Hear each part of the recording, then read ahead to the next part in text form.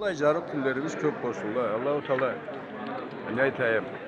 Dünyanın başında kaza oturuş boğan varsa ne baresi de elinden başlar toktar Allah olmasın da versin. Amin Allah. Mavlayda aylanıp köz zatka karadık, algan zatçıklarımız da vardılar. En talık bozmuş. Kerti igiz atlı teles sağ olsunlar lan etken adamlara bu. Mustafa kalan çıkaran adamlara etken işlerinden kuanıp yaşarca Allah-u Teala'dan da Allah'a da nasip versin.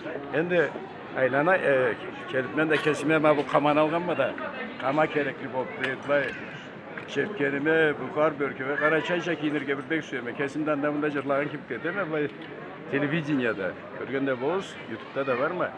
Maktanıp kalayım. Sağ olunuz. Köp yaşarız. Rahmet olsun. Assalamu aleyküm. Ben Ali Muhammed ma. Ben de bir gün ayranlı gününe kelgem Mehmet oğlu var afaka. Bek seyir tamaşa zatla köreme kuvanama. Bullay çemer kolları boğan milletimizge Malkardan Karaçay'dan da cıyılıp bek ulu razılık taptım tüzün aytayım Allah razılık versin barına da. Ma ben de vara vardım da tuğlukçuğuma bir kol güncüsü algan mı? Kalay bollu olsa da körümüz. Bu maşallah mablan etkeni de kolların Allah kutagala. Türkiye iyice vurup işlerçe büyürüp işlerçe Allah etsin. Ne aytayım? Bir gün seyir zatla varla.